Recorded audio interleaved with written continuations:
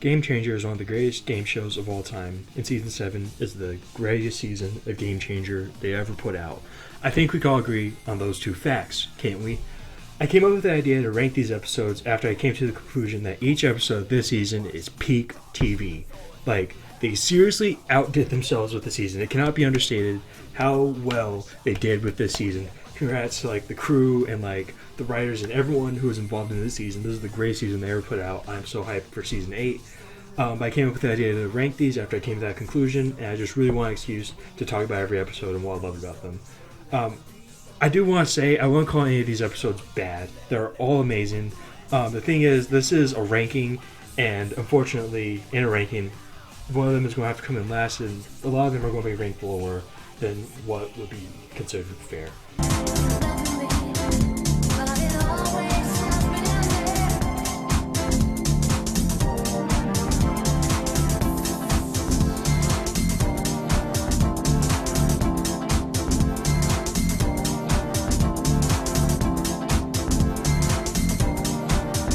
Speaking of coming in last place, we got number 10, the U-Olympics.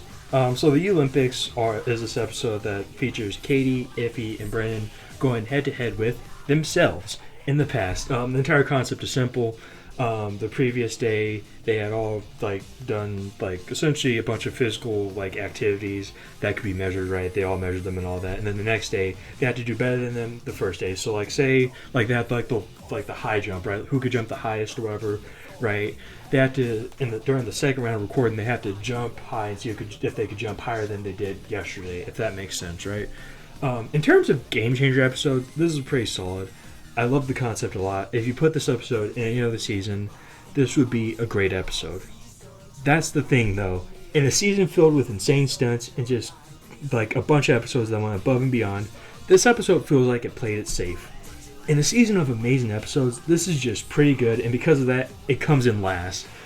That being said, I loved the twist. I really loved the twist at the end where they had to compete with themselves from a few hours ago. So at the beginning of this episode, it was hilarious watching that in real time. It was hilarious watching all their spirits break. I love that twist a lot. Unfortunately, because this is an average episode of Game Changer, not one of the ones of the season that went above and beyond, I do have to put it in last place. That being said, as I said at the beginning, that does not mean it was bad. That does not mean this episode is bad because it's last. This is still a pretty great episode of Game Changer, a pretty great episode of TV in general. I love this episode a lot.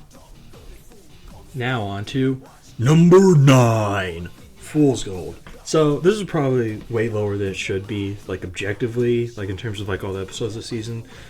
Luckily, whenever I rank stuff, it is based purely on opinion. I really don't care about objective, where things objectively should go. I rank solely on personal opinion. So, Fool's Gold is number 9. So, this episode features Mike Trapp, Reka, and Jordan all going head-to-head to see who can make the most viral video in a Shark Tank-style way. So, each contestant has a budget, right? And then people come in and pitch them ideas for videos that will go up on Game Changers various social medias, right? And they all cost a certain amount of money to do a bunch of stuff, right? And whoever ends up uploading the most viral video on the various social media websites ends up winning.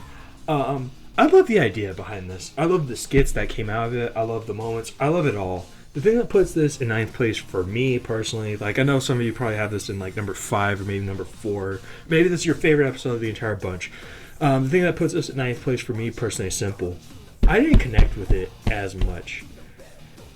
I just connected with, I don't know, it's as simple as that. I just connected with it less than the others, right? It didn't stand out. It's funny. In a show, in a season where every episode stands out, this episode didn't stand out amongst the standouts, if that makes sense, you know?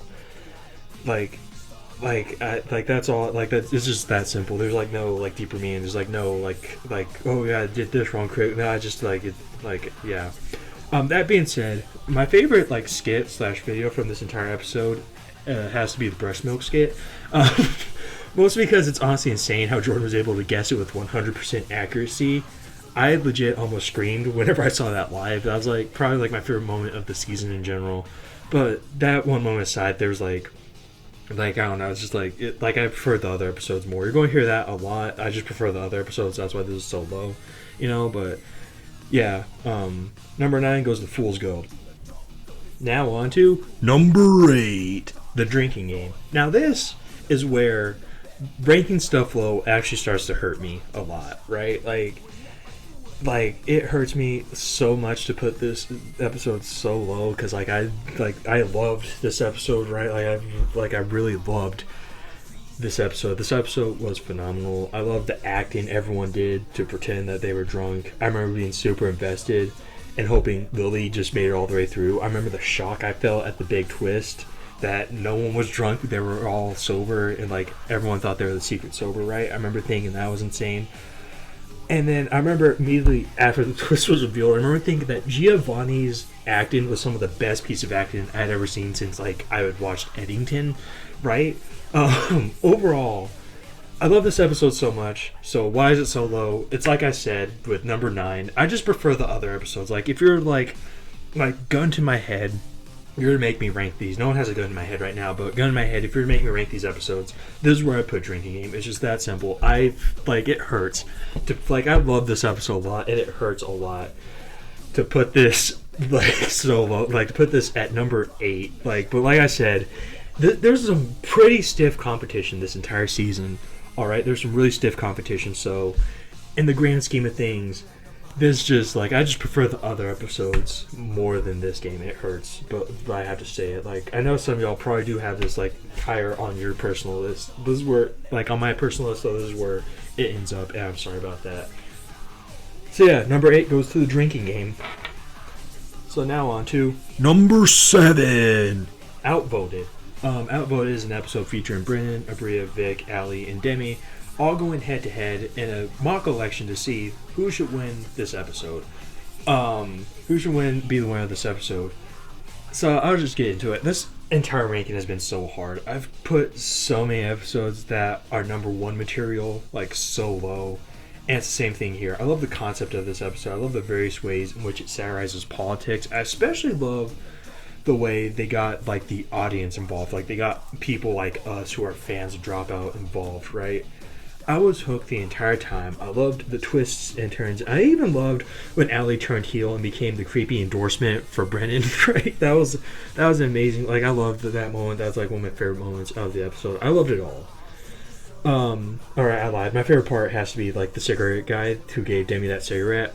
I loved he was my favorite part of the entire thing, mostly because it felt like his part in this entire episode was what the entire point of having an audience and us present were. That's we got involved. It was like that, in a way. I know I'm not making much sense right now because I'm off script, but yeah, that's cigarette guy's involvement felt like it was the reason why they had fans up there and in the audience, right? Because one of us would eventually get on and have him roll in Game Changer and Dropout, right? That's what it felt like. Now, the reason this is so low is for the same literally there's going to be broken records. The same reason why everything else is so low, right? I just prefer the other episodes more, right? But this time I also have a valid reason too, right? When I first watched Outvoted, right, I remember feeling underwhelmed kind of by because we all thought it was going to be the finale, or at the very least I sure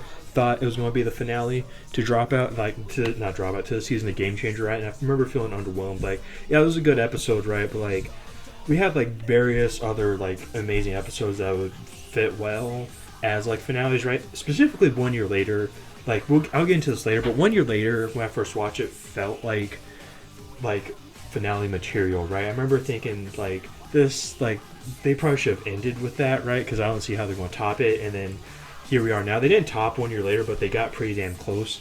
And I remember watching Outvoted and feeling it was an underwhelming finale. I would have much preferred 1 year later, right? So that's why it's low, right? But even so, this is an amazing episode anyway. Even if it was an underwhelming finale, I still love this episode. I loved it a lot. And yeah, it's number 7. So number 7 goes to Outvoted. So now, on to number 6. Who Wants to Be Jacob Wysocki? This episode is basically an episode honoring Jacob Wysocki, and I love it because I love the more emotional episodes of Game Changer, right? Specifically, I'm thinking the episode they did for Jess, and like they did honoring her, right? You know, giving her like a chance to do like another wedding because like you know COVID happened and all that. I love that episode a lot. I loved like when Dropout gets like more emotional, like more serious and all that, right? That's what I'm currently loving about freaking what's it called? That one show with freaking Grant and Allie, right? I forgot the name of it. Oh, Total Forgiveness. That's what I love about Total Forgiveness, where like it gets a bit more serious in like the funniness of it all, right? You know, where like they're doing comedy, but like there's also a serious side to it. I love that. I loved this episode. I love Jacob Wysocki. He is an amazing cast member on this show, and like on Dropout, right? I loved him in freaking what's it called, Dimension 20. I love Jacob Wysocki. I love that they got a chance to honor him. I especially love that twist at the end they did with his dad, right? Where they have him FaceTime his dad, and he said, "Hey, give me a second, I'm coming out." I love that moment. I love this episode. This episode is heartwarming, and that's why it's. Sorry, I went off script, so that's why like I'm doing that. But like that's why it's like at number 6 on that energy alone. Also, I didn't hate the ads. Right, normally I'd hate like blatant ad reads, no matter how much I love like a site or like a influencer or whatever. I really hate ad reads and like I hate blatant ads, right? But I didn't hate this ad, right? I didn't hate these ads. I don't know, it felt natural in a way where like even like the most skilled people and like even some of my favorite like comedians and like freaking like YouTubers and influencers, when they do ad reads, they don't feel natural, you know? So this felt natural. I didn't hate the ad reads here. So yeah, Who Wants to Be Jacob Wysocki is number 6. I love this episode. Line is heartwarming. So now we're halfway there. Let's keep this ranking train going. Oh, that's stupid. Let's keep this ranking train going with number 5. One and Done.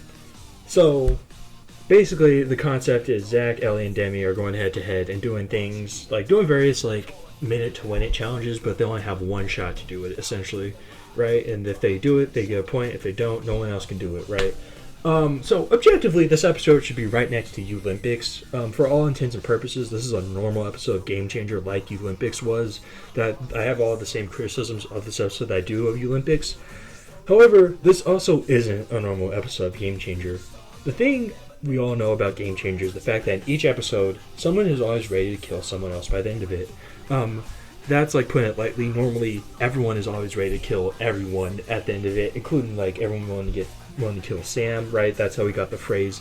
It's not the players against each other; it's the players against Sam, because like that mindset was fostered by the chaos and like the grit and like the edginess that comes out of like the average episode of Game Changer, right? This episode is number 5 because the vibes here weren't that. This was a straight feel-good like episode. It was great because no one wanted to win, and like this entire episode was made to see if they could do the various challenges and so that everyone could dance and have a good time, right? I love that a lot. I love the feel-good and like the good time like vibes from this. Some of my favorite episodes of Game Changer ever. I'm thinking like freaking Welcome to Mountport and there's something else, I forgot what, but like Welcome to Mountport and like various other episodes are about this, where it's not really about winning, it's about doing something great and like everyone celebrating each other.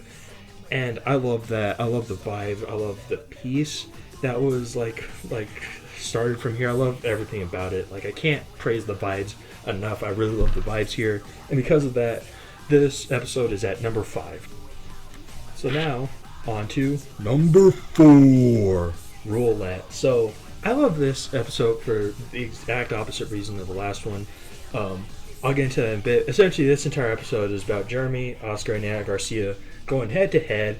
I take a shot every time I've said head-to-head this entire episode. It's about Jeremy, Oscar, and Anna Garcia going head-to-head in a weird challenge where they spin a board and then stick various rules onto themselves, right?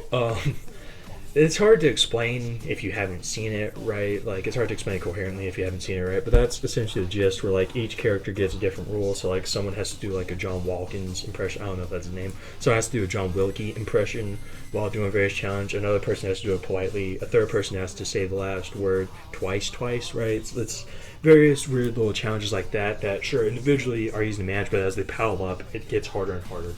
So, like I said at the beginning of this, I love this for the exact opposite reason of the last one, where this seems like a normal Game Changer episode, but like it gets very chaotic very fast, and like it gets like the levels of chaos and insanity like shoots it up like shoots this up to be like one of the standout episodes that I love a lot. And like, yeah, like I just love the chaos that comes from it. Yeah, I love the concept. I love the intensity, and I loved the ending too. Like this, number like the chaos on its own would probably get this like number 6 maybe, but like the ending shot it up for me to number 5. Right, the ending is the reason why this is high up, because I've always wondered, hey, are we ever going to get an episode where like the rules state that technically they could host, right? Like I always wondered that, like, is there ever going to be an episode, or has there been an episode where technically the players can host and Sam can play the game, right? I always wondered that. I've always been wondering that, right? Like, and this is finally my dream coming true. I loved it a lot.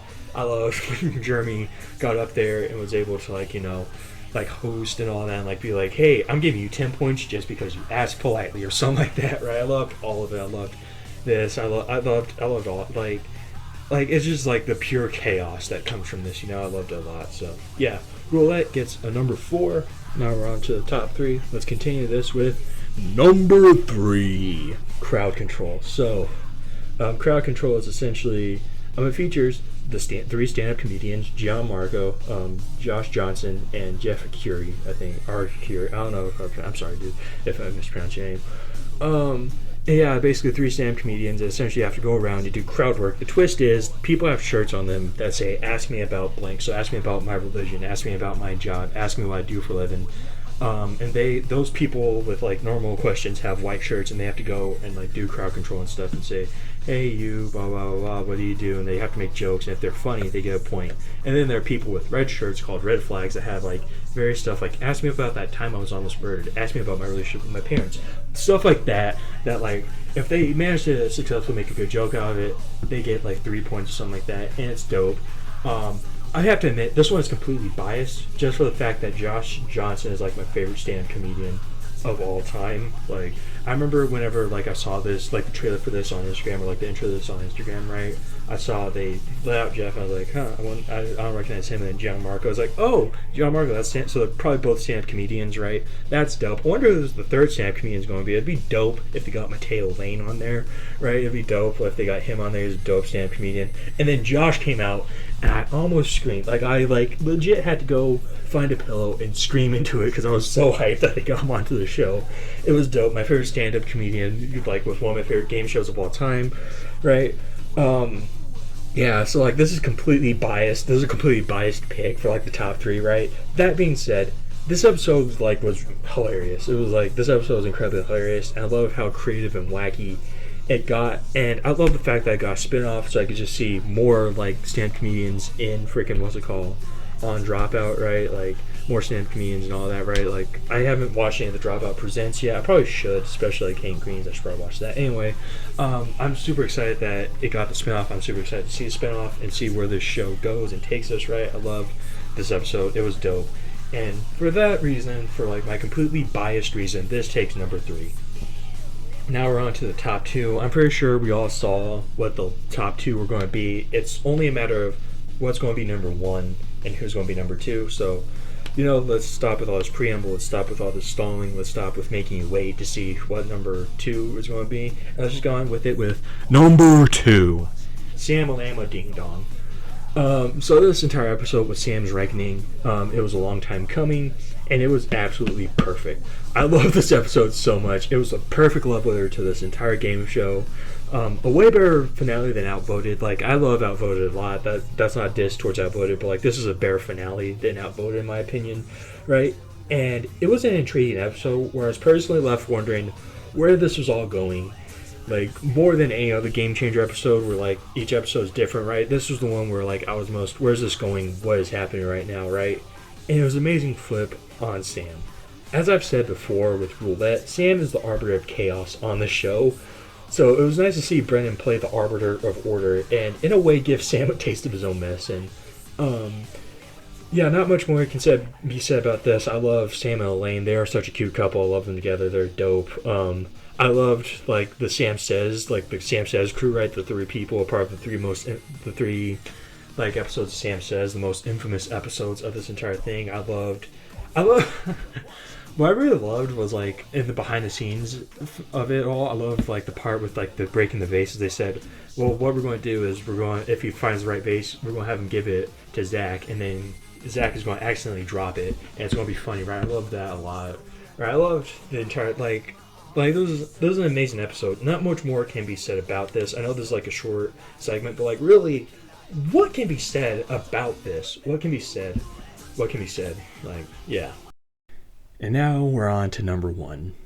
If this were a Schaefer Productions ranking video, right, he'd probably do something like keep his voice very low and talk about something in his past, right? Like say, when I was a young boy, I wanted nothing more than to be an artist, or something like I love consuming great art, or something like that, right? To make you try to feel something, right? To make you feel like something is great and like make number 1 feel all the more special and all the more grandiose, right? He'd talk really low and just would say keywords and emphasize other words, and then like just talk in a whisper because you want to feel something about number 1, right? Make number 1 feel special.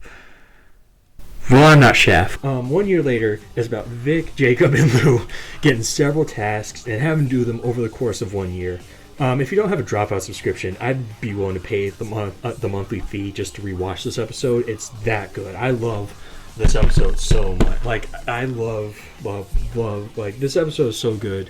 I don't want to spoil it, right? But, like, this is a very emotional episode. This episode, like, felt like a movie at, like, certain points, right? It was, like, this episode was amazing. I loved, like, you could tell, like, you could feel it, like, even, like, despite them telling us that all this took over the course of 1 year, you could feel, like, this all took, like, 1 year to make, right? I loved the way, like, it felt like an actual journey too, right? Like, that's a part of, like, the movie feeling. Like, I'm floundering right now because I don't want to spoil it, and, like, in the script I didn't put any spoilers. This is honestly one of the best episodes of TV of all time. I love this episode. Like, go watch this episode. This is number 1 material. Like I said before, I first watched this and honestly thought this was like finale material, right? This is like somewhere on the level of like the Rat Game or Ratfish, right? Or freaking there are a bunch of other episodes, right? But like this felt like on the level of those, like, of a finale episode of Game Changer, right? And this is the greatest tone setter ever, because I was like, this is like one of the best episodes of the show ever. How are they going to top themselves? Like, this is a great episode for like a great season, right? This is like, this episode, like, go watch it. If you're one of those people who only watch Dropout and Game Changer through just like the YouTube shorts, buy yourself a Dropout subscription. Like, not the only way, but one of the few ways they're paying for this is through us giving them money through the subscription, right? The way that they can make these episodes as grand and as amazing as they are is through the money we give them.